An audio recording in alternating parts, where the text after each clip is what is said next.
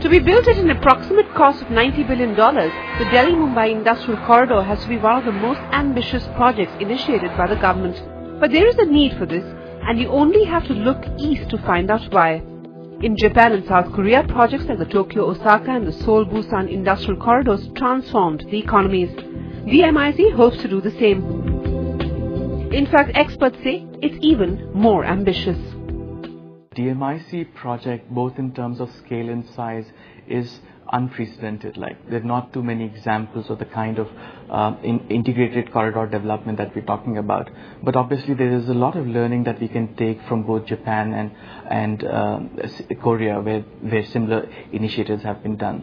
I think to start with, we need to look at integrated planning.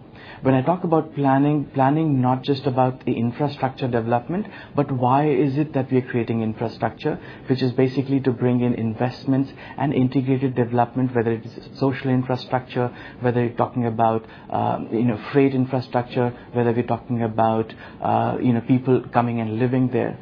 Second, I would say, is around the need to show flexibility. If you look at just the last 3 or 4 years, the way we had decided that we're going to develop, especially reliance on PPP, we need to be clear about over a period of 10 years, many macro environment changes will happen. How do we adapt this planning, this entire implementation, so that we continue to implement on time?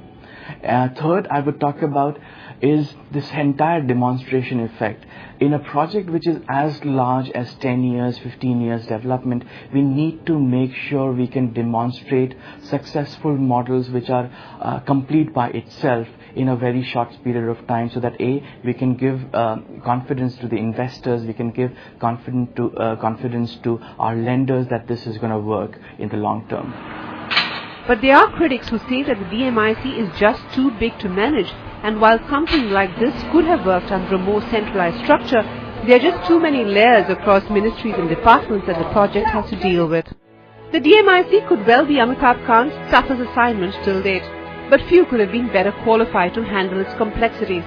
A career bureaucrat, Kant is credited to have been the driving force behind some of the biggest campaigns around Indian tourism and the turnaround of the government-owned Indian Tourism Development Corporation, or ITDC. So I couldn't help but ask him what he made of the constant criticism against the infamous red tape and bureaucracy in India. I take a lot of risks myself. I'm a risk taker on ground, and I do that. And I think projects of this nature cannot be undertaken without risk. They cannot be undertaken without a good team, which I've tried to build up, a young team. And I fight my battles, and I fight them vigorously. Is this the toughest job assignment that you've had? This is the toughest project anyone can ever handle anywhere in the world, and this is a difficult project, but it's a challenging project. It's a project which will define India's future. It will make a paradigm shift in India's infrastructure, and therefore I really feel that planning, designing, all this is very critical. The other criticism, Amitabh, and I must ask you this, and I've asked you this before when we've chatted, is the perception of bureaucracy, the perception of bad governance, and the perception of crony capitalism. These are the three pillars which are held responsible for the entire India story going sour. Which one would you want to start with?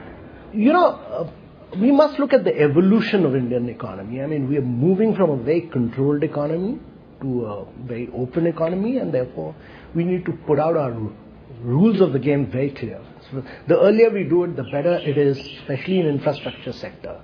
I'm a great believer in transparent competitive bidding across sectors. You allow the market forces to play across coal, across several sectors. They will all find their level of prices with demand-supply interaction.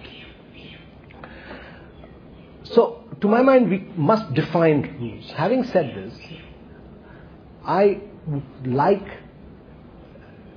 to stress that it's important that at this point of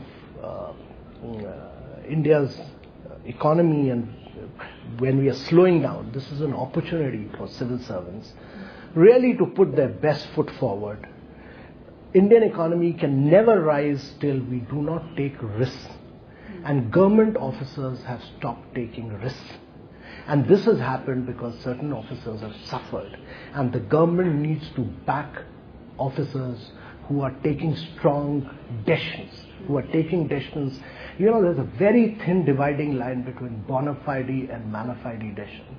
People who are taking bona fide decisions in India's interest must be protected, and protected strongly by the government of the day. And that is the only way for India to move forward. You think that's where the breakdown has happened? Absolutely. And unless and until officers don't take strong decisions, it will be very difficult for India to get out of this. Amitabh Kant makes an emphatic point raised by many over the last 3 years when some of India's biggest infrastructure projects have stalled. We just can't afford that any longer.